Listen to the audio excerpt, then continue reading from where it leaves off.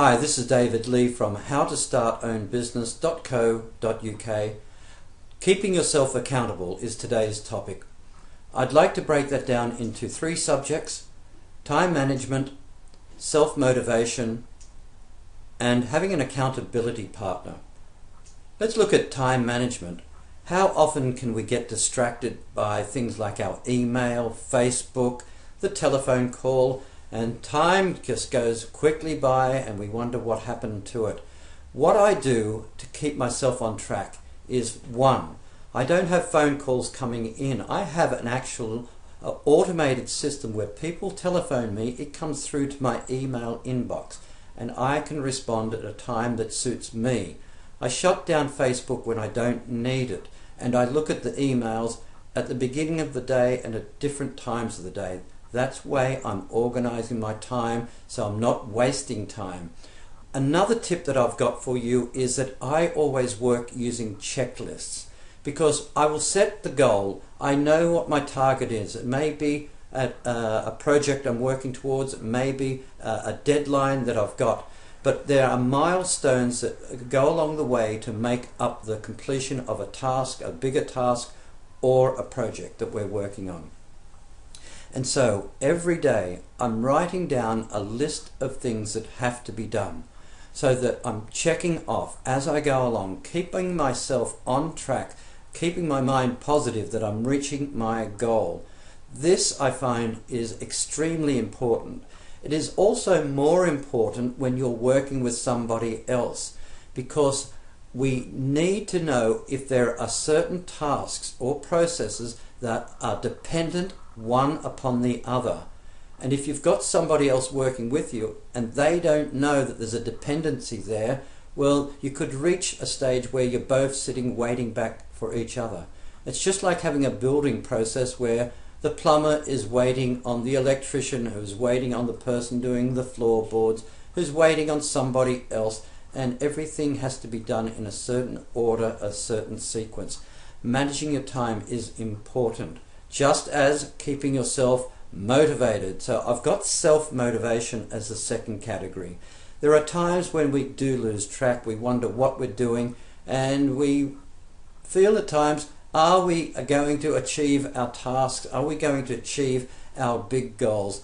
What I do is I have this why in my head. Why am I doing it? What's the bigger reason? And quite often the bigger reason, the why, is not ourself. It's perhaps the people around you, or wanting to see the task, the project come to life. How it would feel to know that it's been a success, and imagine exactly what it feels. So I actually condition my mind to say, I've already done it. This is what it's going to be like, and I believe that I am the successful person. The task is a success. The project that I'm working on has been delivered. Everybody's happy. I always put myself in that state of mind. I'm conditioning the subconscious to be ready for success and to anticipate success.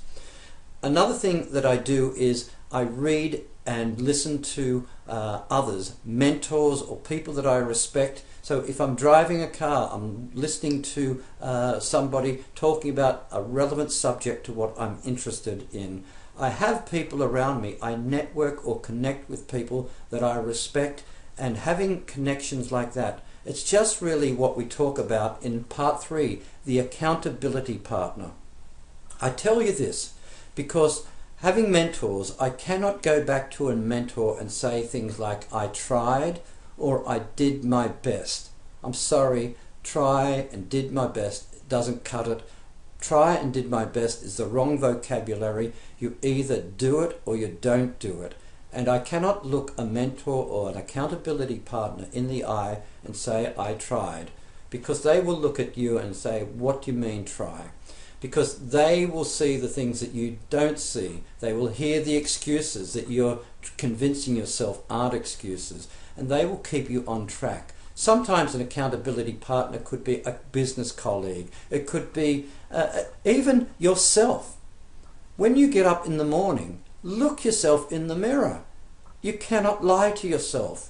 If you know you're going to do it and do your best, then you've got no guilt, no reason to feel ashamed if you're going to do your best. Sometimes things do happen and we have to change our planning, our tact on what we're doing. But can you be accountable to yourself in the first instance? But having that accountability, make an open declaration, if you wish, to the world, to people around you about what you're going to do.